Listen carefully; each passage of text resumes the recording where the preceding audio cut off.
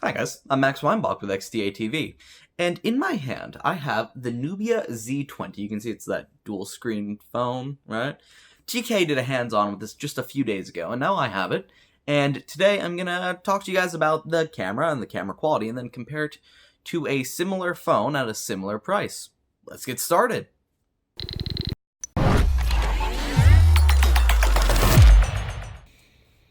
So this is the Nubia Z20. You can see it's got that cool dual screen thing where you can like flip to the back and then flip, back to the front. And this isn't a full review. I'm just trying to show you guys the camera really quick. So let's open the camera. This is the basic camera UI. You know, it's a pretty basic UI. You got your over on the side, 10x zoom, 5x, 3x, 1, and then your ultra wide. It is about a 120 degree ultra wide, normal 107 degree wide angle, and then your like I think it's 45 degree 3x lens. So it's very similar to the OnePlus 7 Pro setup, which is actually the phone I mentioned earlier in the intro about comparing it to. So in a second, I will show you guys some camera samples from the Nubia Z20, and then I'll compare them to the OnePlus 7 Pro. But before we get into that, we have more Nubia stuff. So down at the bottom, you've got the slider. You've got Pro Mode, you've got Photo, you've got Camera and Family. Oh, the app froze. Okay, you can see this is something I'll mention in the full review, but the software's not always amazing. Oh, well, it looks like the camera just crashed. Let me fix this and I'll be right back. Okay, and I'm back. Normally I could edit that out, but I think I'm gonna keep it because, well, I want to show you guys what it's like using the camera, and if the camera's gonna crash, you need to know it might crash. So I'll keep that little crash in there just so you guys know, hey, it's not perfect. Now we can go back, go to camera and family. We've got a mode called multi-expose, light draw, electronic aperture, clone, time-lapse, and slow motion. Those are pretty basic modes. None of them are, something we haven't seen before, but they're cool. Multi-expose is something I was playing with earlier. It's not great. Clone kind of just lets you take like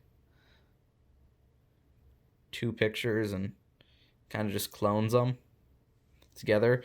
It's a really weird camera effect. I'm not sure why it's, a thing. Of course, we have normal photo, then we have video, and the video does have a lot of supported options. We've got up here at the camera quality 8K, 4K, 4K 60, 1080p, 60, 1080p, and then 720p. For 8K beta is only at 15 frames per second, so I try to stay away from that because it's not that great to record with at the moment. 4K 60 FPS is what I like to keep it on, but you also have all the other options. For real cinematographers, it does not have 24 frames per second, which I know is a bit of a bummer for some people. Now we can go over to the encoder format, and we can see three options: HDR10+, H.265, and H.264. HDR10 beta, it's well, let's just say it looks like you put your phone through a nuclear reactor. Everything is very, very neon green, and it doesn't look amazing. I noticed this with the Nubia Red Magic 3, and they have not fixed it in the Z20. It's kind of a bummer since I do like recording in HDR when possible, but hey, it is what it is. It does seem like it could be maybe a display issue, maybe with Android's codec. If I had a real 4K TV, 4K HDR TV, I could test it out, but I don't, and it should be able to play back on its own phone in the correct, and not look like it went through a nuclear reactor. Next, we've got a night mode, which is actually pretty good. I'll show you guys some camera samples in a few seconds. And then we've got portrait mode. This is also pretty good, and it is software only. Now, well, actually, it might be harder. I can't really tell, to be honest, but let's switch over to the front-facing camera. This is going to be hard to show because I've got that in my face, but let me try to show you guys what I mean here. So, unlike most phones, this doesn't have a pop-up, as we can see here if it focuses. There's no pop-up at the top. It is just it's just phone. So the back of the phone is where we get all of the camera stuff, because they actually added a screen to the back to use the normal 48 megapixel shooter as the pop-up, or as the camera, not pop-up. So here you can see we've got a few modes. We've got photo, video, portrait, pro, and then camera family once again. So pro mode has the usual features. Showed you got that when app crashed. Camera family, same as before. Photo, video, portrait, all the same. It's literally just using the rear camera and this rear display as the screen. So yeah, I've showed you guys this. Let me switch over to those samples I talked about previously, and let's look at them. Okay, so let's get into these photos. I don't want to harp on quality like too much because, well, I could zoom in, talk about detail, talk about colors, whatever. I could, but I don't want to. I want to tell you guys, do I think this is a good photo that I will remember something from, and will it draw back memories, or does it look good enough to post on Instagram? So let's get into it with these 9 photos, and then I'll send myself over to myself in the video. First photo, this alleyway. I thought it would be, a nice photo to take. Ended up being wrong. It doesn't look that great. The side looks all mushy and lacks the detail. Down the center, it kind of looks like there's some haze over it. I even checked the camera lens. There was no fingerprints. And the colors to me are a little bit dull. Pretty close to real life, but a little bit dull. Next photo, and also just like right over here. What is wrong with the camera right there? I don't want to, get into like just roasting the camera, but it could do better. Next photo, ultra-wide lens. It's pretty good, but the thing I'm noticing is look at this color differential. The sky is totally different, the trees are different. It's something.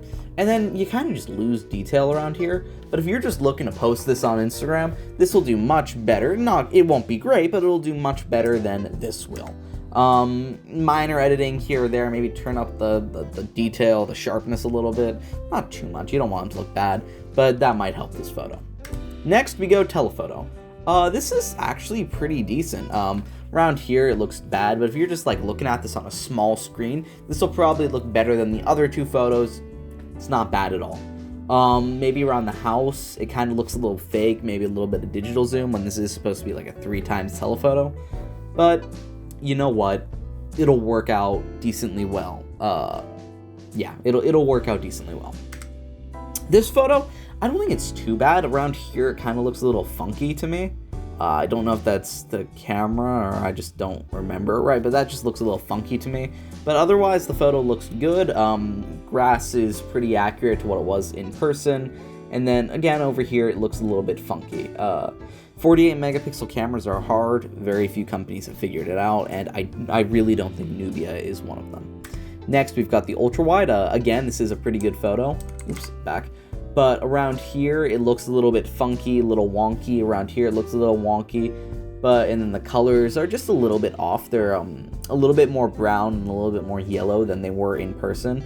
But otherwise, the HDR is incredible, and everything else is pretty good. By HDR, I mean like the actual dynamic range, not how like Google does HDR. Like the sun is, it's overexposed, but the ground isn't too dark or anything. It does end up looking pretty good, and it does have that dynamic range I am talking about, not, Google's whole HDR plus or Apple's smart HDR. I'm talking about pure high dynamic range. Next, we've got the telephoto picture. Again, it looks pretty good, but around here, around the back, it looks a little wonky. Around that photo, it looks weird.